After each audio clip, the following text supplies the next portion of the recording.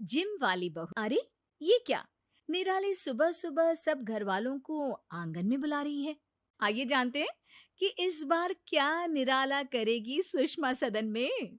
सासू माँ, अरे ओ सासू माँ, बाबूजी, देवर जी, पिंकी दीदी और विपुल जी आप भी आइए।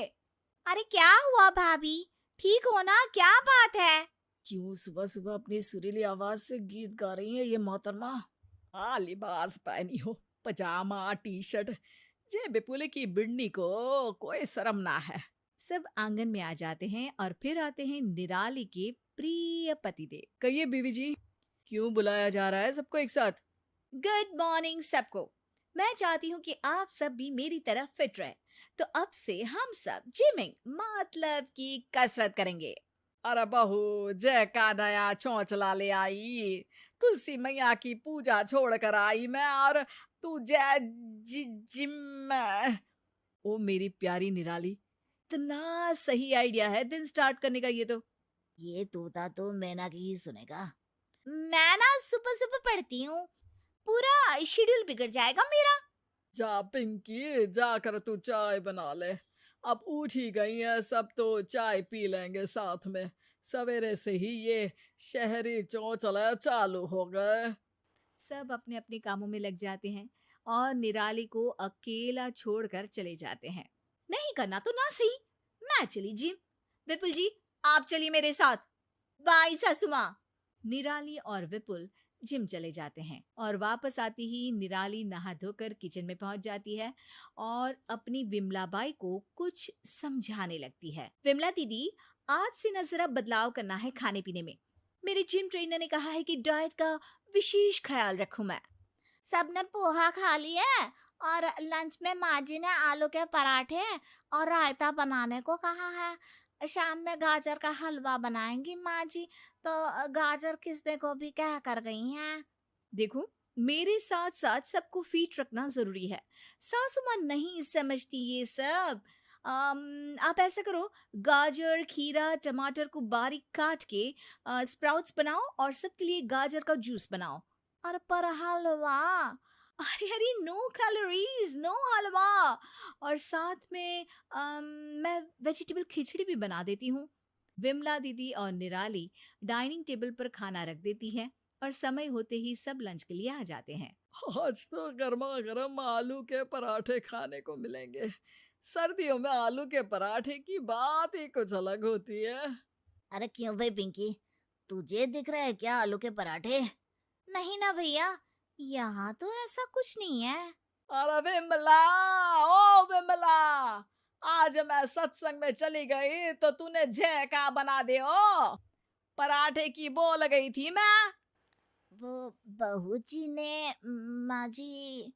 बहुरिया, का है जे सब, खाना से भी कसरत कर रही का? एकदम सही सासू माँ।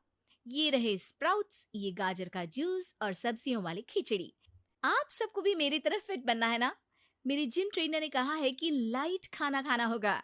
सब एक दूसरे का मुंह तकने लग जाते हैं और जैसे तैसे खाना खाकर अपने अपने कमरे में चले जाते हैं। 3-4 दिन हो जाते हैं और निराली अपने निराले तरीके से पूरे घर को फिट करने के लिए नए जूस तो कभी सैलेड, कभी दलिया बनाती है। तंग आकर बाबूजी और सासू माँ आपस में बात करते हैं और बहू की इस जिमिंग के भूत को निकालने के लिए कुछ करने का तय करते हैं। फिर अगले दिन प्लान के मुताबिक सासू माँ सुबह सबको आंगन में बुलाती है।